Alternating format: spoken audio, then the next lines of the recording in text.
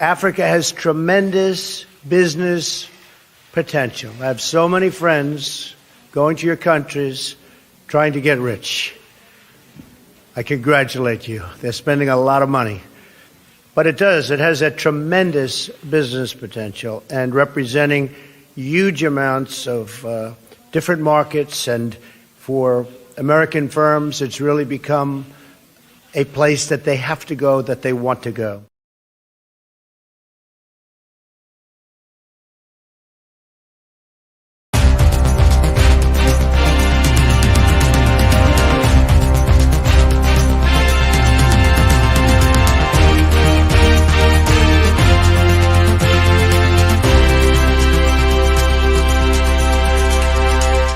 But the people of the world, especially when we understand that by the year 2050, we believe 1 in 4 people on Earth will be on the continent of Africa. So I am here to address some of the issues that relate to the partnership between this continent, its people, and the people of the United States, and to reinforce the work that we will continue to do together, be that on addressing the climate crisis, to supply chains, to our work together on international rules and norms. In particular on this trip, I intend to do work that is focused on increasing investments here on the continent and facilitating economic growth and opportunity, specifically in the areas of economic empowerment of women and girls, empowerment of youth entrepreneurship, digital inclusion, and to support the work that must be done to increase food security, including adaptation to the effects of the climate crisis. I look forward to my meetings with President Akufo-Addo, President Samia, and President Hichilema. We will build on the previous meetings I have had with each of them to strengthen democracy and good governance, promote peace and security, build on long-term economic growth, and strengthen our business ties. I also look forward during this visit to meet with entrepreneurs and artists and students and farmers to witness firsthand the extraordinary innovation and creativity that is occurring on this continent and inspiring the world. We have a lot of work ahead of us, and again, I'm so very excited to be here, and I thank you all for the very warm welcome. Thank you.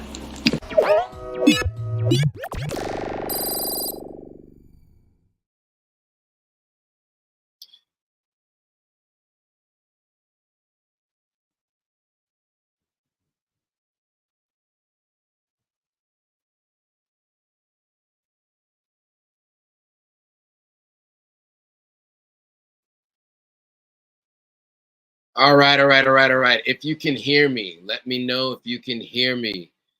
Kamala Harris versus Donald Trump. Who's better for Africa? Shocking analysis of who's really an ally for Africa. So today we are going to talk about the complex topic of who would be a better for African relations.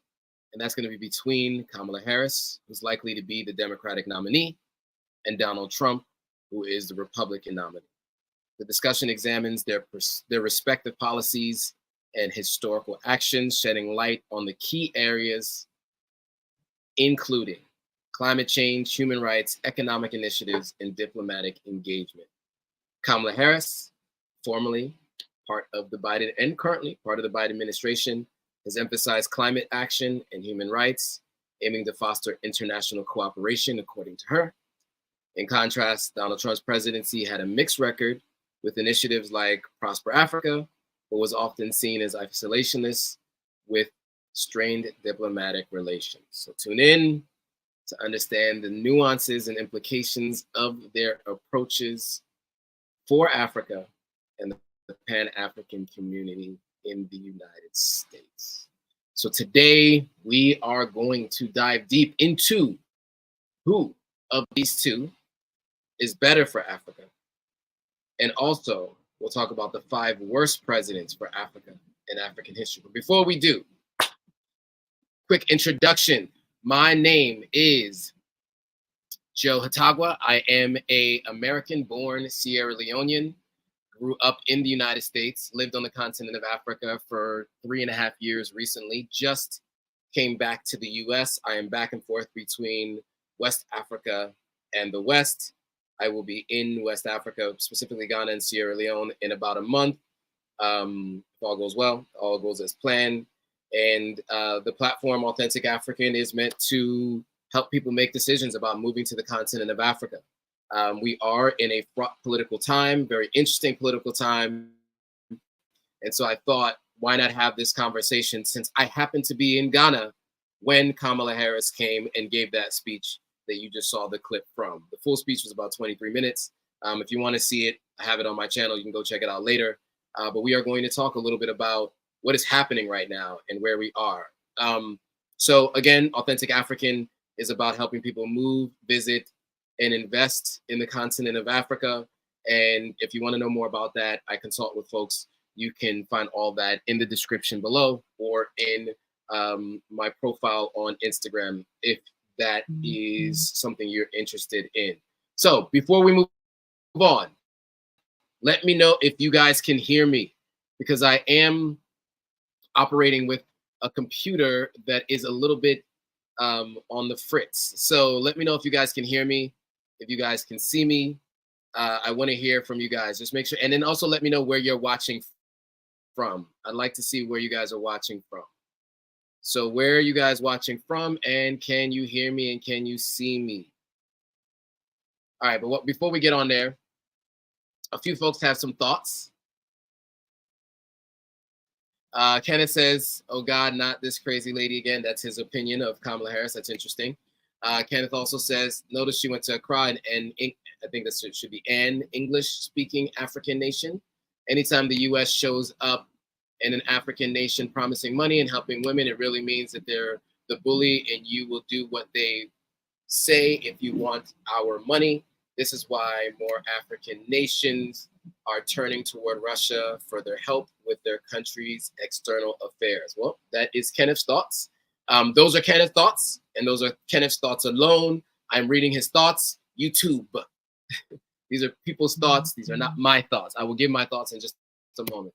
Jermaine Jackson is here. What a powerful name. Do you know? Fun fact, when I was in Tanzania, one of the countries that Kamala Harris visited, Gambia. Sorry, let's take that back. When I was in Gambia, James Island was renamed Kunta Kinte Island because of Jermaine Jackson, Michael Jackson's older brother. He was there in Gambia and he told them to rename the island Kunta Kinte Island. Fun fact. Auntie Alice is in the house. Hey, Auntie Alice. GRNS says, neither are better for the continent. Galaston says, we can hear you watching from southern Sweden. Nice. Living Natural says, Texas, see and hear you clearly. Nice. Okay. Let's see if we got anybody else from the Instagram. I know that a couple of you have been joining from Instagram, and I just want to make sure I don't forget you and I address you.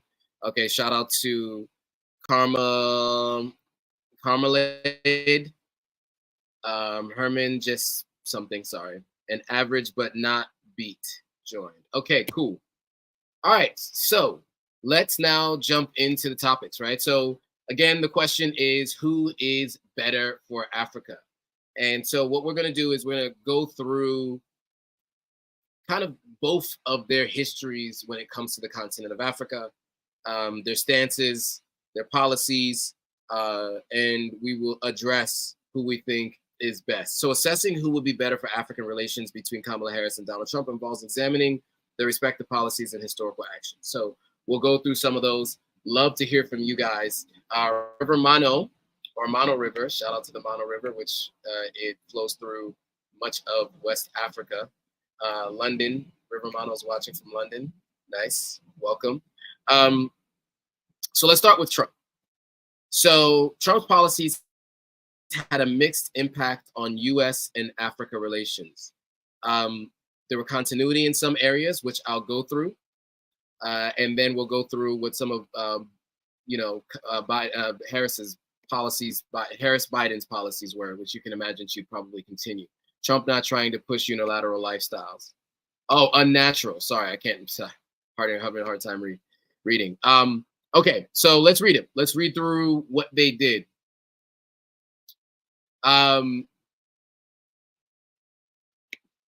So Loveline Outreach Ministries says Trump is better. He got HBCU funding and indefinitely, no more coming every year asking for funds. Yet see Kamala's record while in the White House. Why is Obama not endorsing her? I think HBCU funding is great for HBCUs in America, but that is not at all pertaining to the continent of Africa. Also, I think we have to take another look at the HBCU funding, because I do think that there was it was actually a decrease in HBCU. Well, sorry, there was an increase in HBCU funding under the Biden administration. So, but anyway, that's HBCUs in America, not Africa, right? So we want to focus on Africa. So we're going to focus on their policies and not our feelings, right? We're going to focus on policies, not feelings. So let's keep that in mind. Trump not with the welfare state in mind. So we have a lot of Trump fans in the house. Interesting.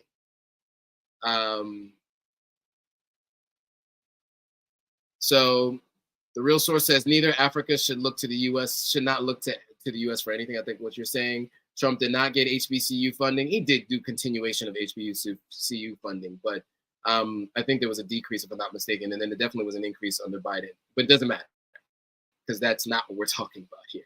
We're talking about Africa. And the real source says that's the spin that Trump crafted. Okay, so I already can see this is going to be a people on the right, people on the left, going to believe what they want to believe about each one. But we're going to read the facts. Facts, not feelings, as they say, right? Isn't that what people on the right say? Despite initial expectations of major changes, the Trump administration largely maintained many long-standing Africa policies. So here's some of the key points in which they include. So continuing to fund major aid and investment initiatives with overall assistance to African countries remaining around $7 billion annually, similar to Obama-era levels. A little bit less, but similar to Obama-era levels. Leaving intact trade agreements like the African Growth and Opportunity Act.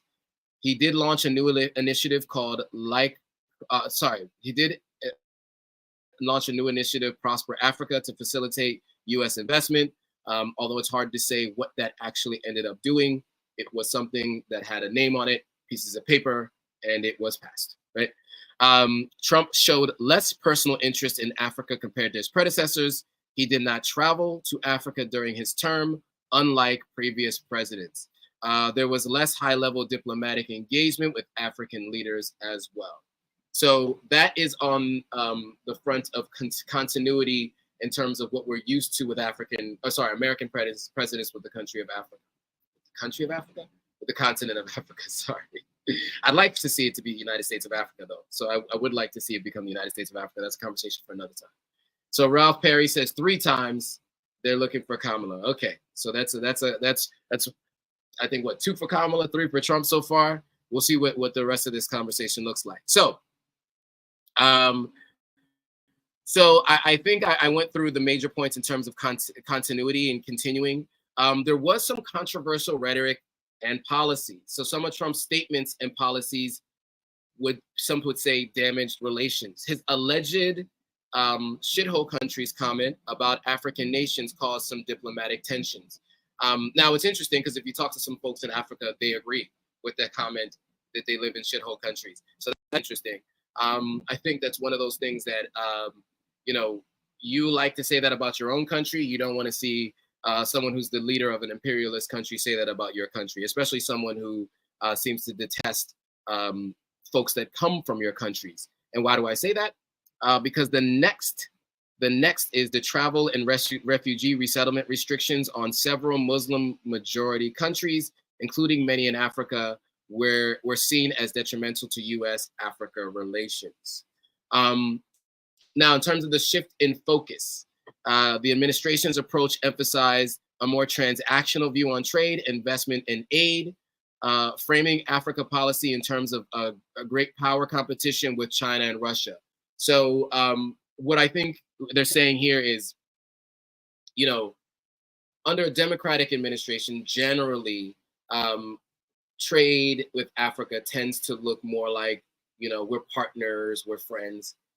It seems the best way to look at it in terms of with Trump was more transactional, which at the end of the day, I think the United States in general acts as transactionally with the continent of Africa. It's just been seen in that way for so long. If you ask folks on the ground, that is what they would say.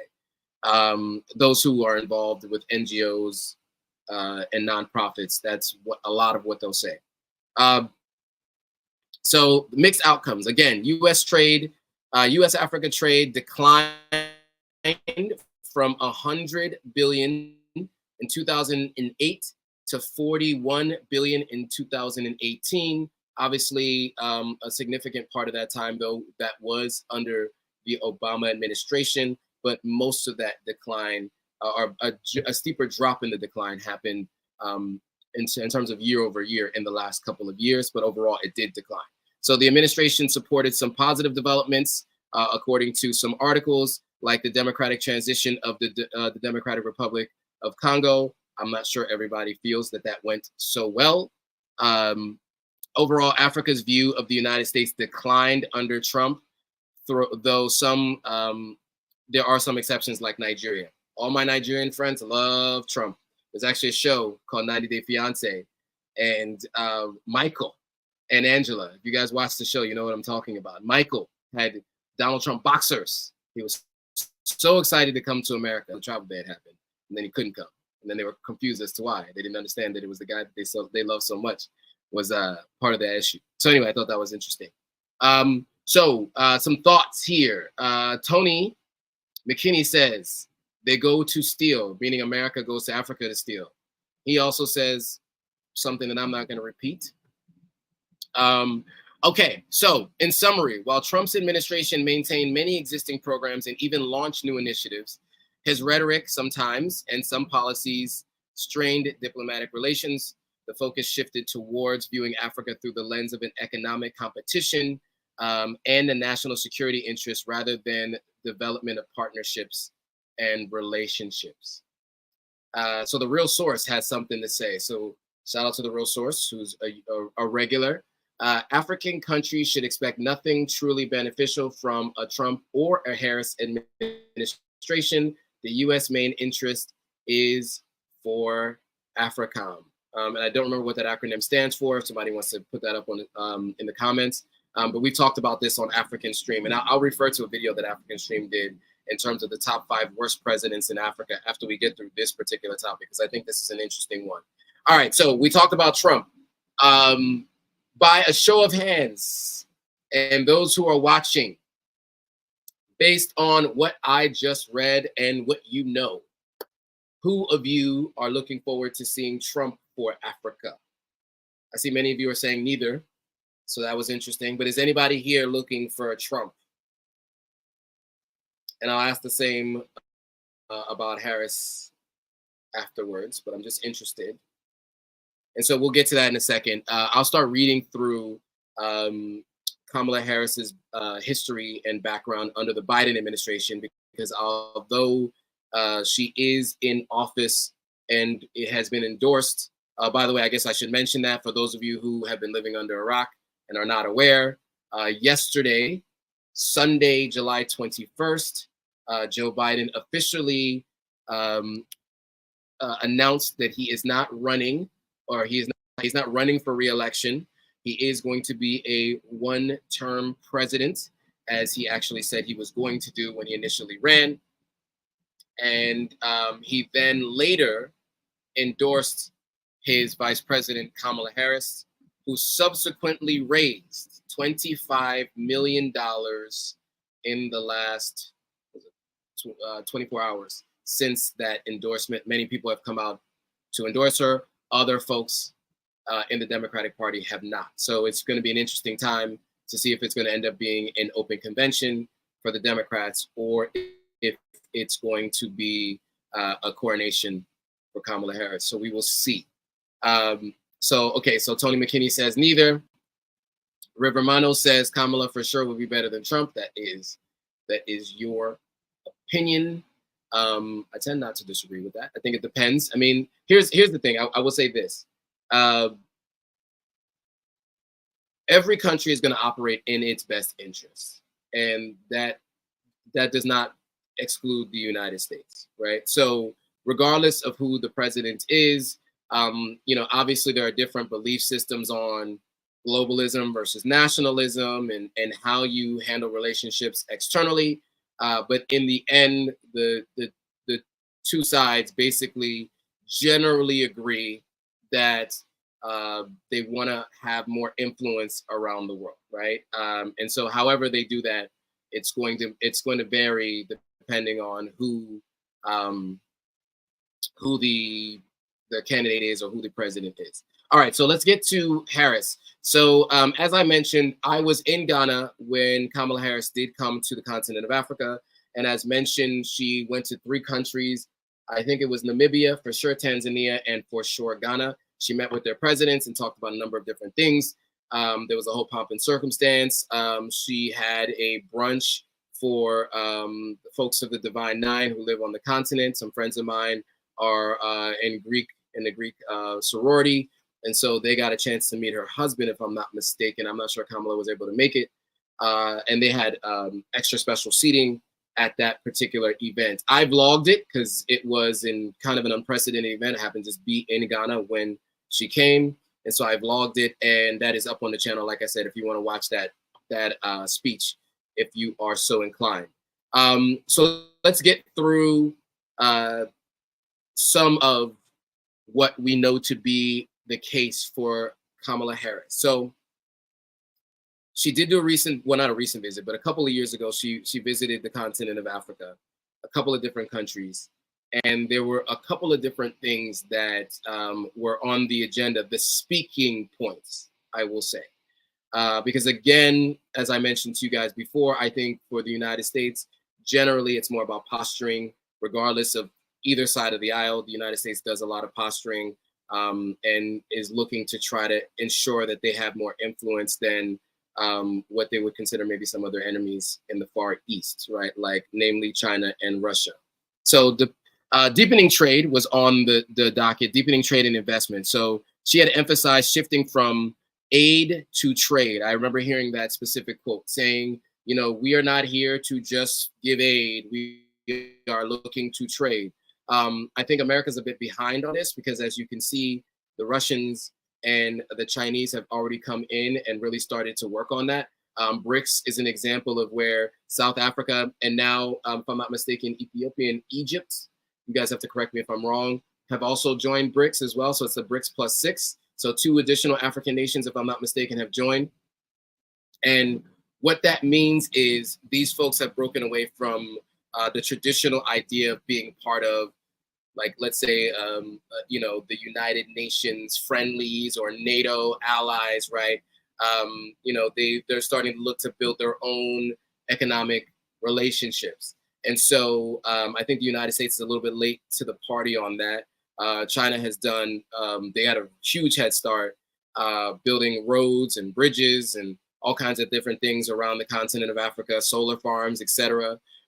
Whereas Russia has really talked a lot about helping arm folks for military engagements in their own countries, and also the country of Russia has met with Sierra Leone, Burkina Faso, Niger, and a few others to talk about nuclear power in those countries where they're having challenges with getting power. And so, unfortunately, the United States hasn't offered that as part of its discussions on trade versus aid. And so I think, like I said, U.S. is a little bit behind. And she said leveraging America's strengths in private capital and advanced technologies to implement commitments made during the U.S. African Leaders Summit. There was also supporting the African Continental Free Trade Arena, the FTA, sorry. The U.S. signed a memorandum of understanding to support the implementation of signaling a focus on a continent-wide trade initiatives. Again, a lot of these are memorandums, these are pieces of papers that are signed. I have not seen the implementation of these things under either of these administrations. So what you see a lot of is paper being signed, discussions being had, but I don't see a lot of action being taken. So there was a debt relief and economic reforms that she talked about. She talked about it in Ghana, the debt crisis and the international frameworks to support debt relief. At the time that she visited Ghana, Ghana had the worst performing currency in the world at that point in time. And they had predicted that it was going to go another 15 months of declining in value. I was there at that time. And you might remember when we would talk about the fact that I would pay my housekeeper in dollars.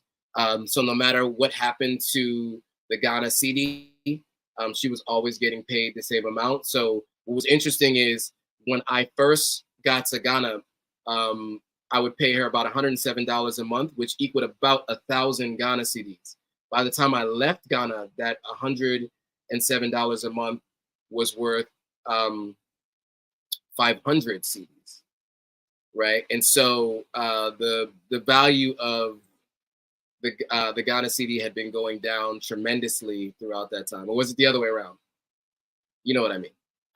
So it just really had a really quick downturn, and it was tough to see because many of my friends who worked locally were paid in cedis, and you know, unfortunately, the value of their currency just kept declining, and the cost of their food kept inclining, and so you had a problem with serious issues with people being able to afford their everyday life. Anyway, she also talked about gender inclusion and women's empowerment. She talked about climate change. She talked about countering Chinese and Russian influence. While not explicitly stated in the policies, the administration's approach includes offering the U.S. as an alternative partner to China and Russia in Africa. She mentioned continued support for aid programs. Despite a shift towards trade, the administration maintained support of major aid. And then the last thing was engaging in civil society and local leaders. There was an emphasis on ongoing beyond national level elites to include civil society, religious, and traditional leaders.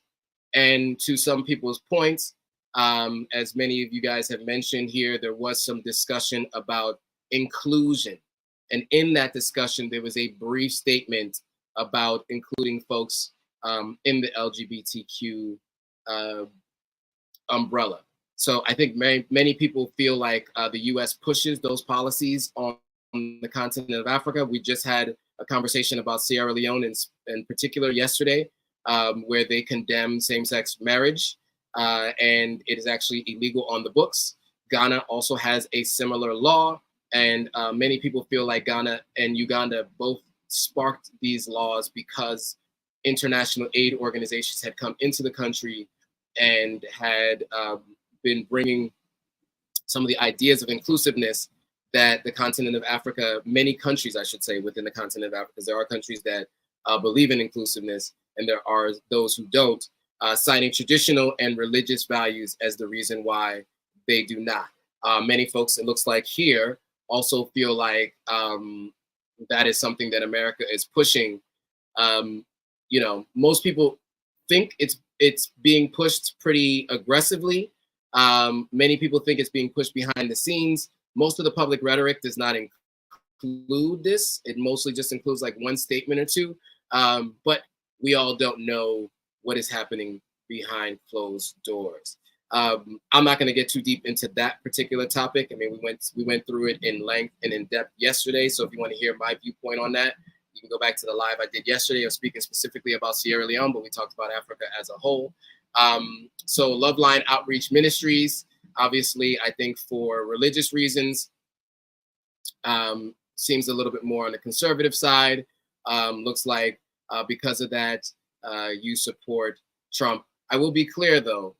One thing I think that some people forget is the first openly gay person to ever speak at the Republican National Convention was Peter Thiel.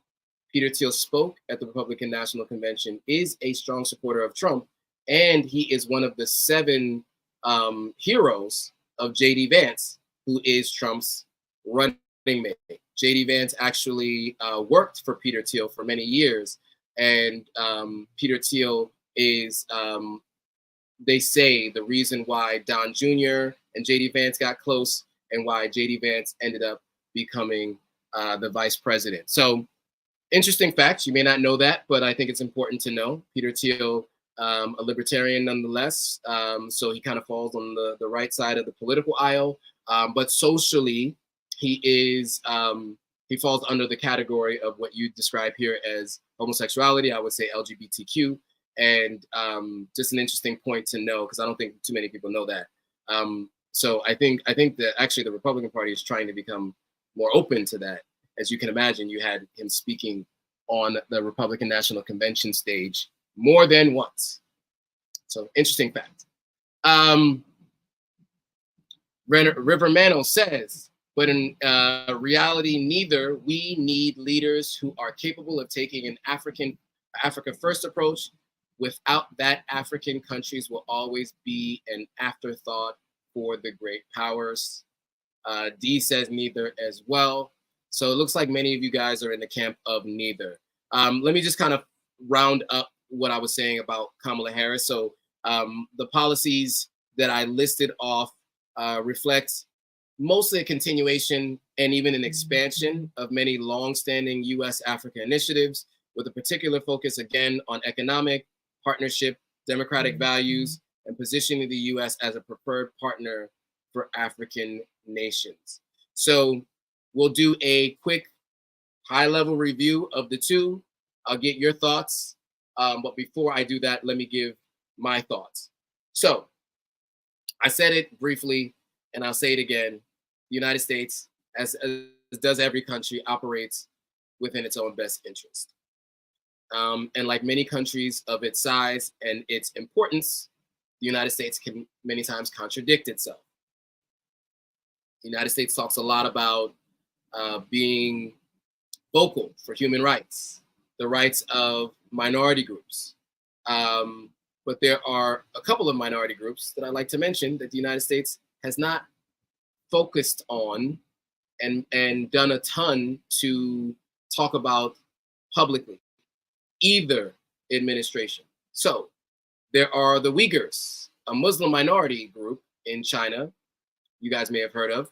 Over 1 million people are in re-education camps, they call them. You guys might not know this. And they are, at this very moment, working, hard labor. If you say anything about it, you will end up in a re-education camp. The Marvel movie, was it Shang-Chi? I can't remember the Marvel movie. I'm getting it wrong. Sorry, guys.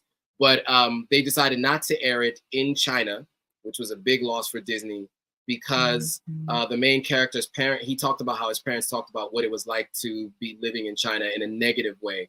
And so they decided not to air that movie there. But yeah, so Muslim minority group called the Uyghurs, look it up, re-education camps in China. One, the United States does not talk about that at all. Obviously because the United States owes a lot of money to China. So two, we'll talk about Saudi Arabia. Under the former administration, the Trump administration, Jamal Khashoggi, a reporter for the Washington Post, and I think he's an American national, I think he was a green card holder, was dismembered in, was it the Turkish embassy? Was it the Saudi Arabian embassy in Turkey? Yeah. He was going to get some papers to travel, never came out. His wife was out there for 3 hours waiting for him. He never came out. And they found out that, of course, through some spying, the Turkish were spying on Saudi Arabia, and they heard the whole thing. Mohammed bin Salman said he didn't do it. Trump said he believed him, right? Some people called MBS Mohammed Bonesaw, or Mohammed bin Salman, because of that. The United States, under Trump and under Biden, never condemned MBS for doing so. It wasn't until recent MBS allowed women to drive in Saudi Arabia. You didn't hear America condemning Saudi Arabia for women's rights, or talking about women's rights, or and going to Saudi Arabia and talking about women's rights.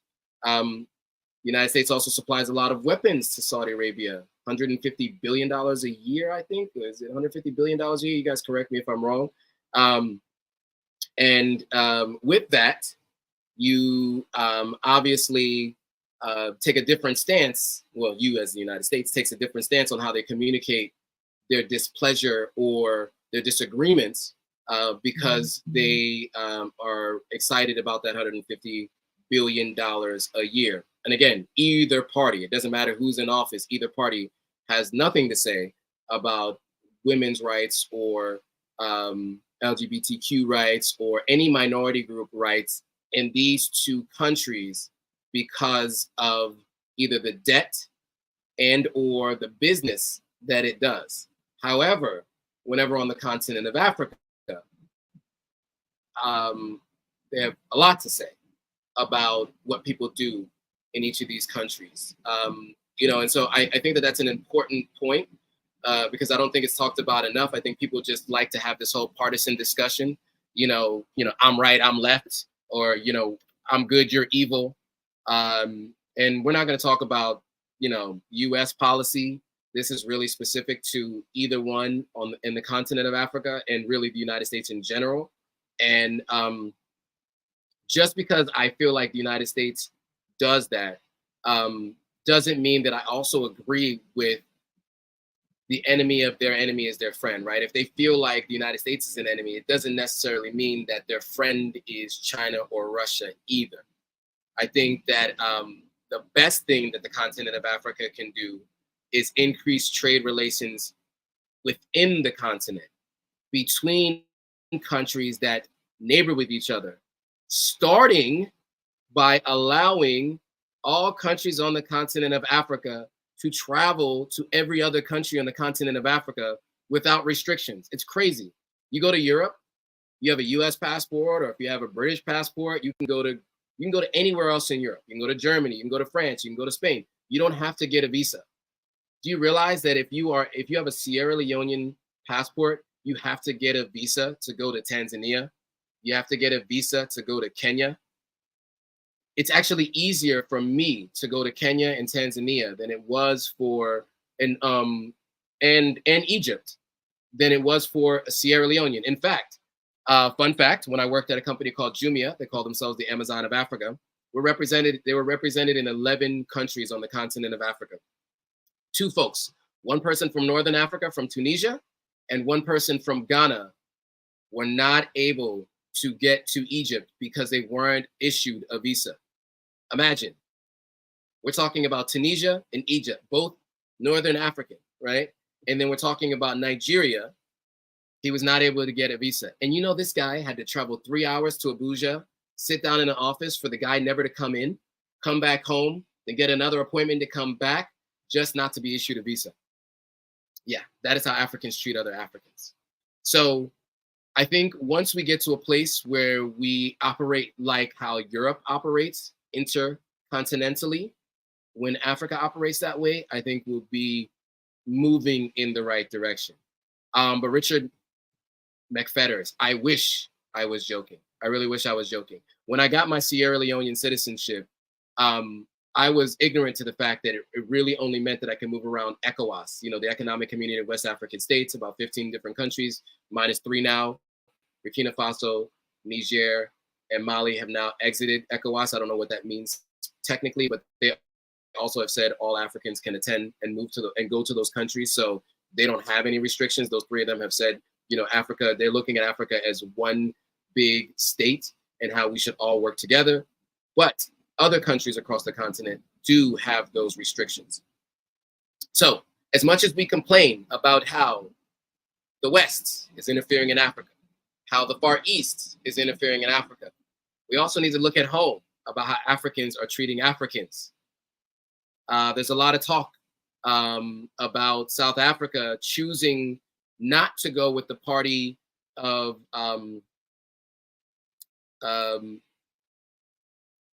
now how's his name escaping me? And you guys know his name. By the way, I didn't sleep last night, so I'm losing my memory. But basically, They decided to go with the ruling party basically because of xenophobia and the belief system that Nigerians are coming to the country and taking over. Right? I mean, there are people who openly say that in South Africa, right? And so, although there was a much younger contingent, about 9 to 13% of the country, who wanted to see, you know, a more one Africa policy, there are many people who say, you know, they don't want Nigerians coming and changing their culture. Does that sound familiar to you guys at all?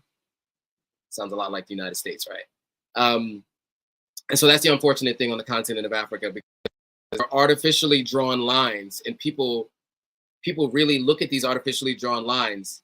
Yeah, Julius Malema, thank you. Julius Malema lost. I don't know why I couldn't think of his name, but Julius Malema lost. And he gained a little bit more support than the last time he ran for president, but wasn't nearly enough.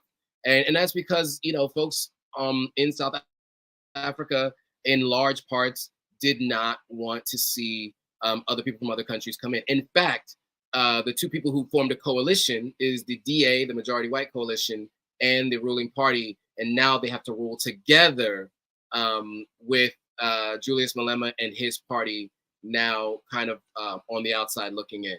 And so, you know, this is what we have on the continent of Africa. So, you know, so to answer my own question, right? Who is better for Africa, Trump or Kamala Harris?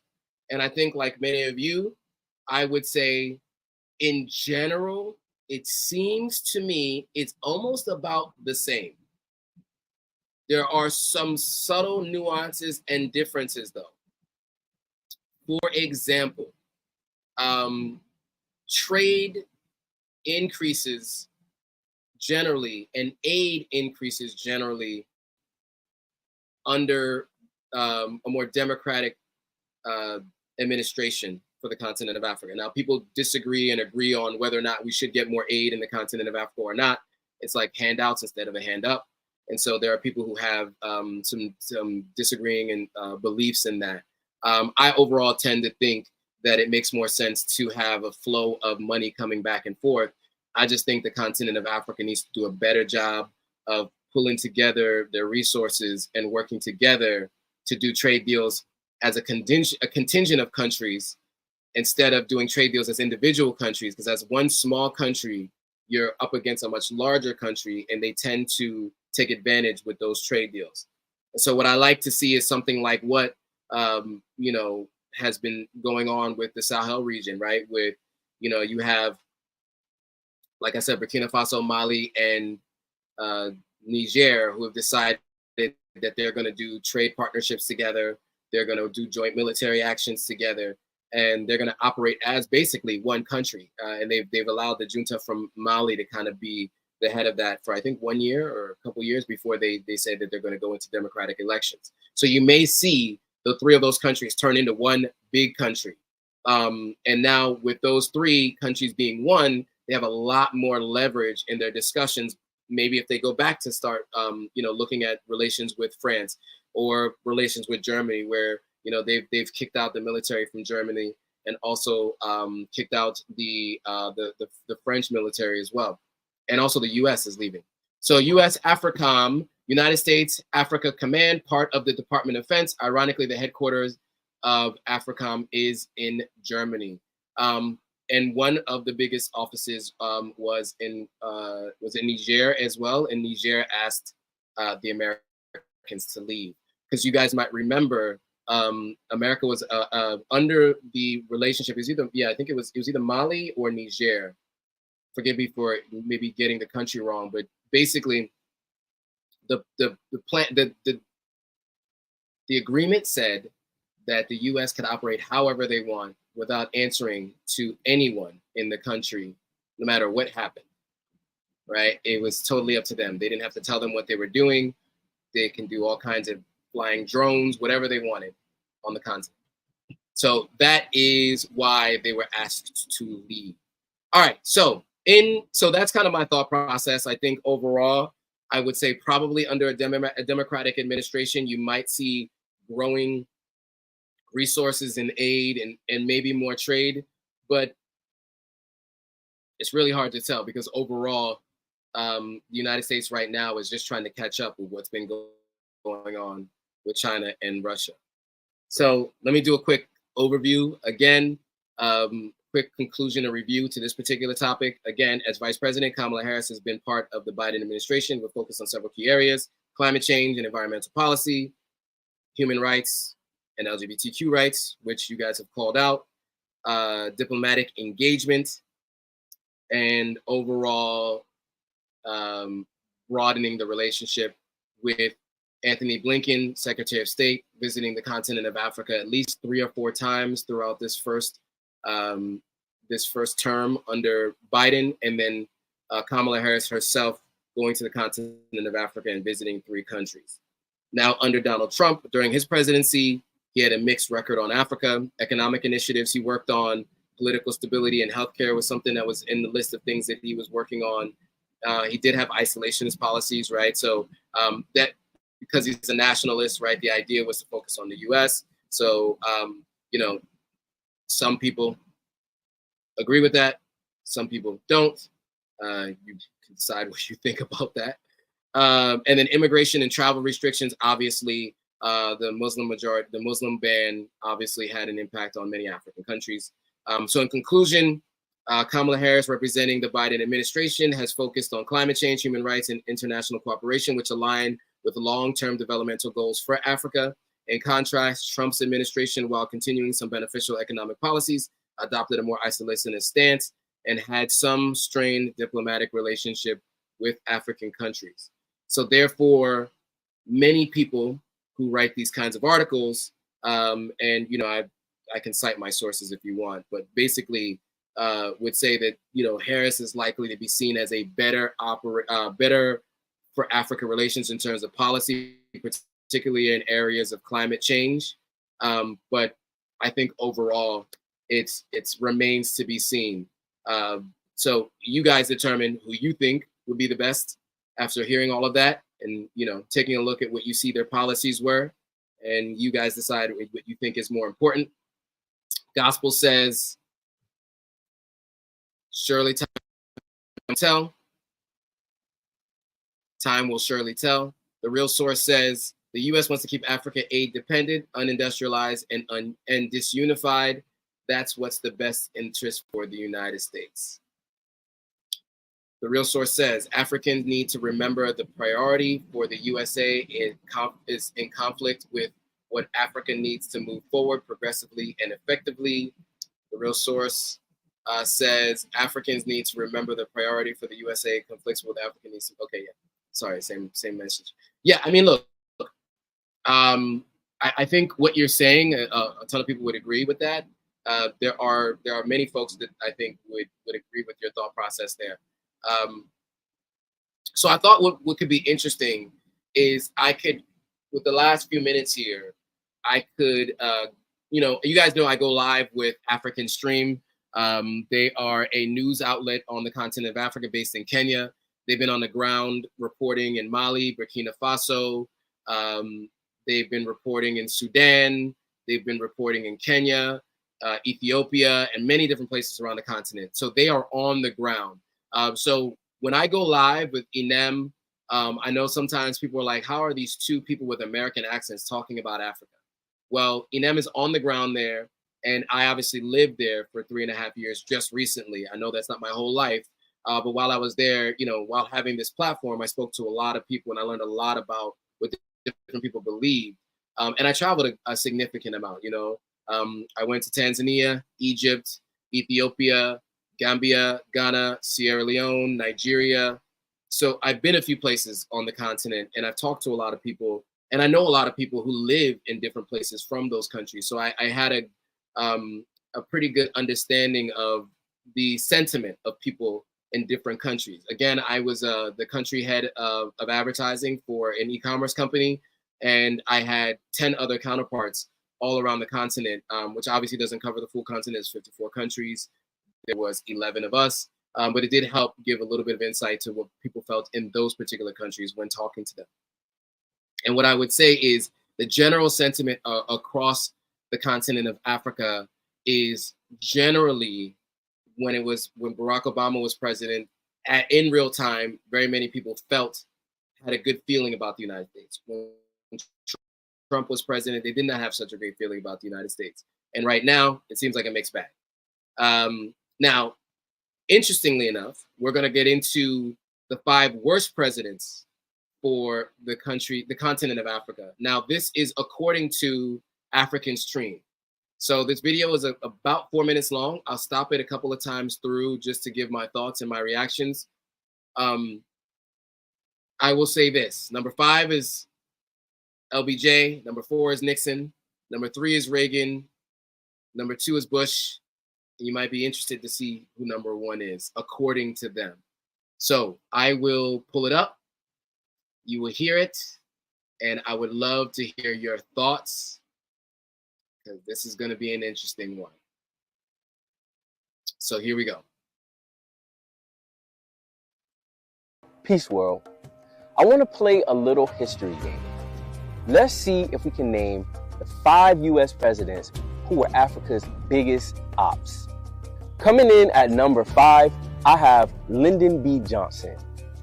In pursuit of victory during the Cold War, Johnson tried his hardest to turn a blind eye to apartheid in South Africa because he saw South Africa as a key ally to defeat the Soviet influence in Africa. After the Sharpeville massacre in 1960, when South African police killed 69 unarmed black protesters, the United Nations called for an arms embargo against South Africa. But Johnson was basically like, so yeah, anyway, in 1964, the Johnson administration backdoored certain exceptions that allowed for the continued sale of certain military equipment.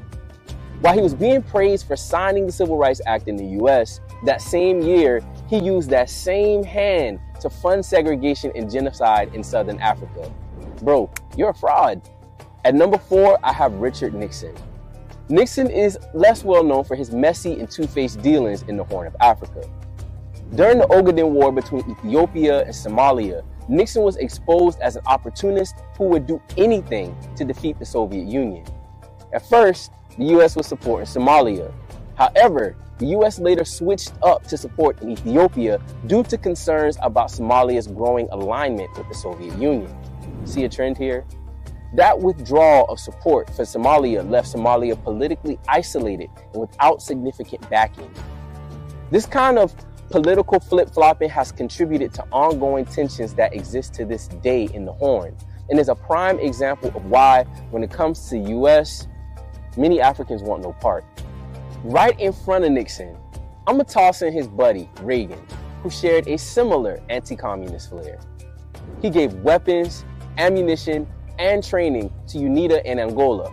UNITA was an anti-communist rebel group that fought against the MPLA. There's also this little recording of an October 26, 1971 conversation between Reagan and Nixon that I will just let speak for itself.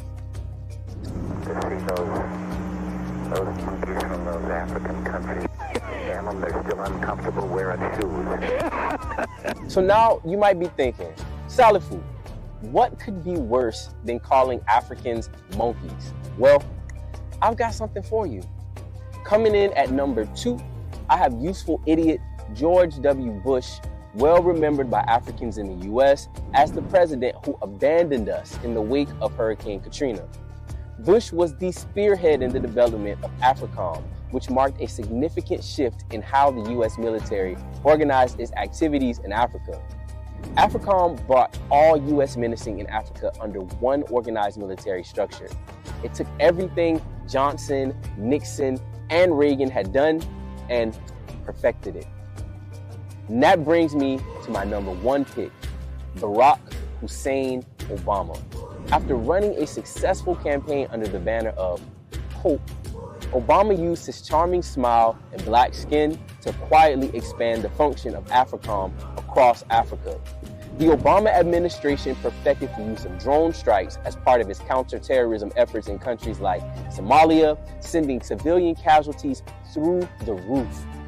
He also oversaw the NATO-led intervention in Libya, which martyred Muammar Gaddafi and tore the country to pieces. As a black man, half Kenyan nonetheless, he used representation to create a distraction so big that human rights activists at the time found great difficulty in mounting a sizable challenge to his agenda. The effects of his administration's work in Africa are still felt today, birthing the various terrorist formations which have become the primary challenge of military governments in Africa, like Mali and Burkina Faso. To African people around the world, Barack Obama will always be remembered as the U.S.'s first black-faced imperialist in chief, and no amount of Netflix deals or annual playlist releases will change that. So ultimately, though, we understand the nature of U.S. imperialism, and we should be clear that no U.S. president has ever been a friend to Africa. But let me know what you think about this list. Do you agree? How does it compare to your list? Let me know what I may have overlooked in the comments.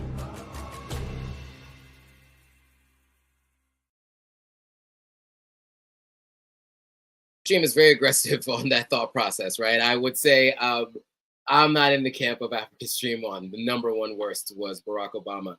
I think what they're trying to say, he's the worst because he is half Kenyan and he represented what looked like change, but he just continued American policies, right? Look, I think it's interesting, right? Because someone like Barack, who was told so many times that he wasn't tough enough on crime or war or terror and all that kind of stuff in the early days, started taking notes from the Joint Chiefs of Staff, etc., military, and then it comes back to bite him later because he's looked at as an imperialist and a face for imperialism. Yeah, there are some things that I had some challenges with. I mean, he said that we don't believe in regime change, and there was regime change with Hillary Clinton as Secretary of State and the removal of Muammar Gaddafi and later the subsequent unaliving of him. I will say, though, that in my opinion, it didn't matter who was president at that time. That all would have happened because that was in the United States' best interest according to them, right? So it really didn't matter who was in that place. Now, I'd like to see someone who is anti-war try to stop something like that. But the idea of the drone strikes that people like to talk to Barack Obama about, or talk about Barack Obama in regards to, I think it's interesting, right? Because you have the option of human life, like in terms of American soldiers, right? Or you have drone strikes, right? Where somebody can do something remotely. And so these are military operations that the United States would be taking anyway. And prior to having the uses of drones, they'd be using humans. Now, some people might argue they'd be less likely to do it if they had human life on American side to potentially lose. And so, there's this viral video of the people of them laughing in the Situation Room, and everybody attributes that to a drone strike that people say that killed children. That unalived children. I think that is it's disingenuous because obviously that wouldn't be for that. But yes, they were laughing in the Situation Room, but who knows what they were laughing. But I think overall, I have some challenges with some of the things that administration did. I just believe that no matter who was in office, that would have happened. The United States always operates in its best interest, and regardless of who's in place, it's going to be very hard for them to be able to do anything that they might have already thought they wanted to do before they were president, and anything we'd like them to do as president, right? All you can do is vote for whoever you think is closest to your belief systems and your values. I happen to be on the left.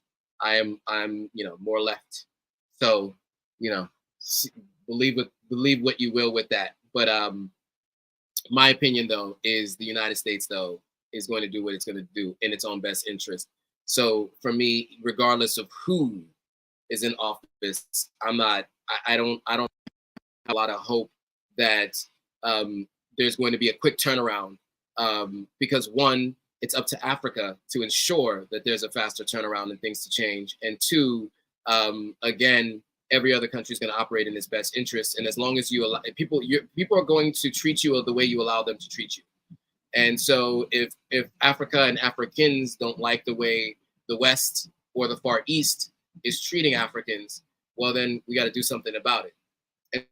And so that is the purpose of this platform. And that's what I will leave you guys with, is that I think we need to do a better job of investing, talking about, going to the continent of Africa and figuring out how we can all do more to diversify our interests outside of just the United States, across the continent of Africa, responsibly, and also at the same time, you know, spreading the word that, you know, there are opportunities there. You just have to do the research. And I spent a ton of time talking about that on this platform. So you can go back and watch some of the videos where we talked about that. Generally not a political person on this platform, because I think that it just is divisive. People don't hear what you're saying. They only go by what they feel. And I think it's important for us to all keep in mind that regardless of whether you're on the right or the left side of the aisle, our goal is to see the realization of Pan-Africanism and to grow as a community financially, and some people might say spiritually, but most importantly, to have a seat at the table and make decisions about our own countries, and better ones than we have been making in the recent years. So with that, guys, I do have to jump on a call. Thank you all for watching. If you haven't already, make sure you subscribe to the channel. Hit that like button, hit that notification bell, so you're notified every time a new video comes out. And you can share this with anybody you know who's thinking about these two candidates and want to know who is going to do more for the continent of Africa, or who has done anything for the continent of Africa. And then also, if bonus, African Stream's top 5 worst American presidents for the continent of Africa. So with that, guys, thanks for watching. I will see you all tomorrow for live with, Pro Woman, who's always been around. Shout out to you. She's been, I want to call out your comment here. Economic moves have been informed by geopolitical issues as they affect Africa. Don't be afraid to take a stand. Those will like or dislike you will do so anyway. Awele says, thanks for great content as usual. Thank you guys for supporting and watching all the way through to the end. Again, if you haven't already, hit that subscribe button, hit that notification bell, share this with anybody you know who's interested in these topics. So thanks again for watching, guys. I will see you all on the next video.